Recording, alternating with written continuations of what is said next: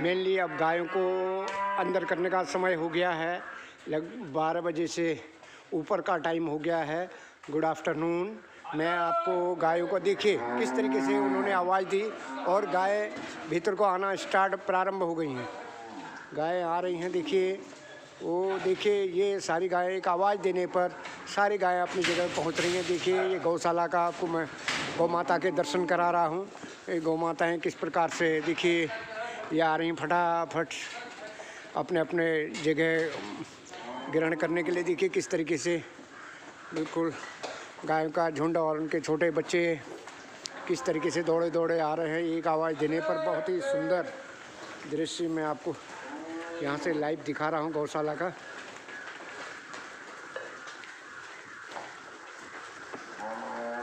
ये देखिए सब अपनी अपनी जगह पहुँच गए हैं और गायें लगातार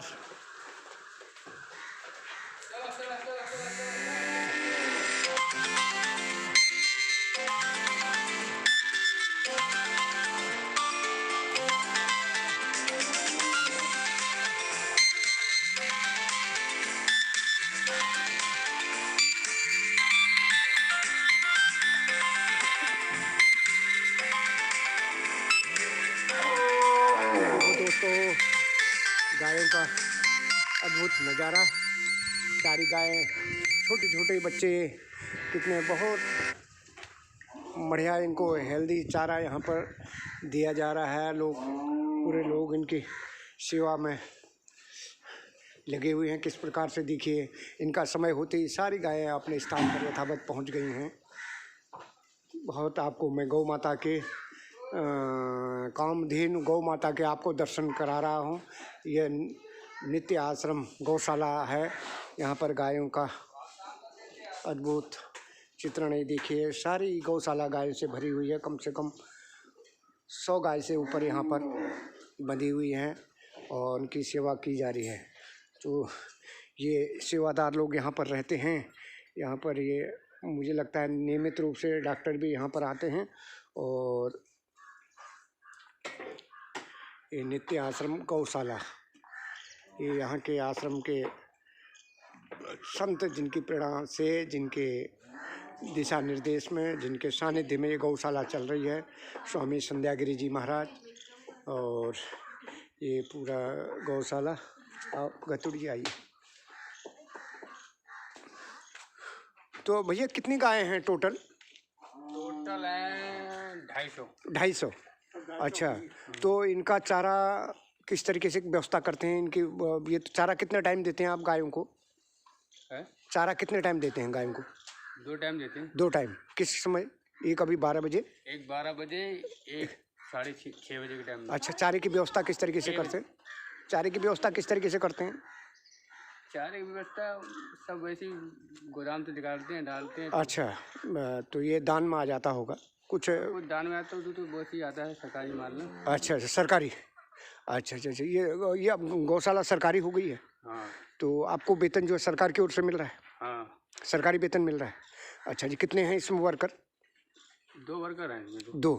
और आप लोग परिवार के साथ ही रहते हैं? हाँ। बहुत बहुत धन्यवाद भैया, आपको बहुत अच्छी जानकारी आपने दी। गौ माता की सेवा आपको फलीभूत हो और आपका परिवार तरक्की करे, ऐसी हमारी शुभकामनाएं आपको हैं। और ये आश्रम का पूरा मैं ये सब दिखा रहा हूँ। भैया ये काहे का निर्माण हो रहा है इधर? ये टीन शेड जो बन रहा है, ये रहने के लिए बन रहा है। अच्छा, किसके लिए? वर्कर्स के? 2 परिवार हैं, एक परिवार उधर रहता है, एक परिवार। अच्छा अच्छा अच्छा, बहुत बढ़िया। तो गहतोड़ी जी, मैं आपसे थोड़ी सी इसमें वार्ता करते हुए चलूँगा। तो आप ये बताइए गौ सेवा के बारे में कुछ जानकारी, कुछ तथ्य, कुछ जो सेवा का जो भाव है, गौ सेवा के प्रति जो हमारा एक समर्पण है, उसके बारे में कुछ जानकारियाँ आप हमें देंगे। डॉक्टर साहब गहतोड़ी जी मेरे साथ हैं इस समय। ये पीपल का वृक्ष यहाँ पर है। तो मैं इनसे गौशाला के सामने ही मैं गहतोड़ी जी से थोड़ा सा, क्योंकि सामने ये पूरा गौशाला है, इसमें कम से कम 200-250 गायें हैं।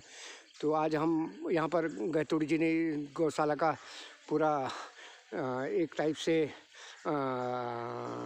भ्रमण किया। जानकारी जुटाई, तो मैं आपसे जानना चाहूँगा कि इसके बारे में कुछ, इसके महत्व के बारे में, गौ सेवा का महत्व और इसका क्या क्या है, मतलब देखिए, किस तरीके से आश्रय जो गायों को मिला है उसका। जो गायों का गौ सेवा का जो आशय है या गौ सेवा, तो हमारे भारतीय संस्कृति में गौ सेवा का बड़ा महत्व है। दूसरी चीज़, गौ सेवा के प्रति समर्पित भाव आना, ये बड़ी प्रभु कृपा है। ये सब पर नहीं होता। सच्चे मन से जो भाव गौ के प्रति, सच्ची सेवा है, लगन है, यहाँ हमें देखने को मिला। तो मैंने आज ये पाया कि ऐसा पुण्य का काम प्रभु इच्छा ही होती है कि जिनको ये सब पुण्य प्राप्त होते हैं।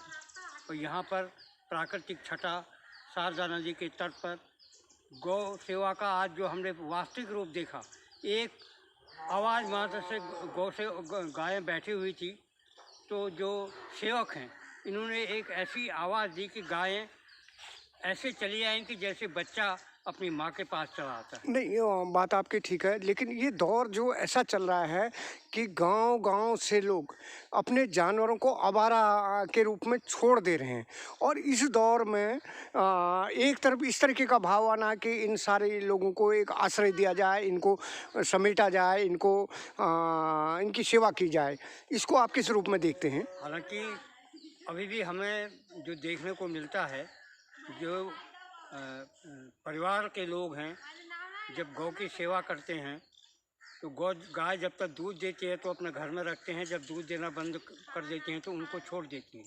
ये गौ सेवा का सच्चा भाव नहीं है। भाव तो ये है कि आप वो दूध दें या न दें, और तब भी वही भाव लेकर के उनकी सेवा करनी चाहिए। और हम ये चाहते हैं कि जो भारतीय परिवेश के पारिवारिक जो लोग हैं, परिवार के लोग, गौ का संरक्षण, संवर्धन अपने आत्मीय के साथ करें। और जैसे एक माँ होती है, अपने बच्चे की पूरी देख रेख बड़ी तन मन धन से करती हैं, और वही जो गौ माताएँ हैं उनकी सेवा हमें बड़ी श्रद्धा के साथ करनी चाहिए।